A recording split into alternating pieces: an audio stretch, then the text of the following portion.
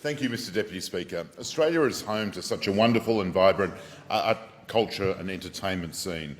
From the ancient traditions of our Indigenous peoples to the modern, from the great works of our opera companies to the diversity multiculturalism has brought to our shores, the arts help define us as individuals and as a nation.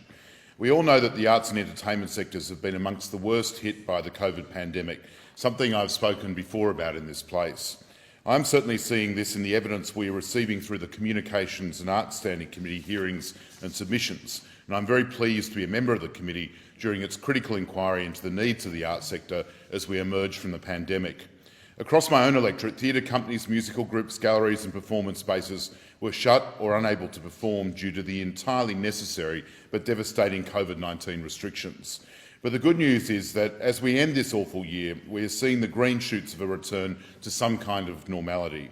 It is going to be a long, hard road back, but we can start to hope that this has been a long intermission which will lead to a second act brimming with excitement and hope for the future. Like Malcolm returning to take back his birthright from Macbeth, the arts community in North Sydney is returning with a myriad of productions and activities. I hope local residents will take advantage of these opportunities with gusto, and by so doing show our support for our local artists and performers. For example, the Magnificent Ensemble Theatre has launched its 2021 season with the promise of 7 great productions starting in January, with a classic riff on Australian decency, Kenny.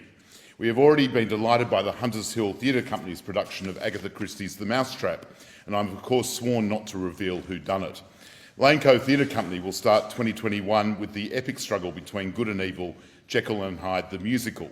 And Willoughby Theatre Company's Priscilla, Queen of the Desert, will dazzle audiences in May next year with its shimmering costumes and performances. It will mean something extra when Tick belts out I Will Survive, I'm Sure, and I'll refrain from singing that now.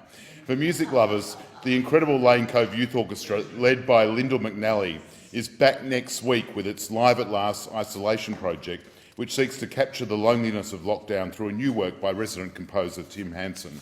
And in the visual arts, I was immensely proud to help launch last Friday the Royal Art Society's latest exhibition, which celebrates the Society's 140 years. It can be viewed at their Lavender Bay galleries. These are just a taste of what has and is to come in our local art scene. There are many, many more which I don't have time to mention. So my message to residents is a simple one. Why not include a ticket or a subscription to an arts event in the presents under the Christmas tree this year? It would make a great gift for both your loved ones but also our artists who have endured so much in 2020 and give them the Christmas that they deserve. I thank the member.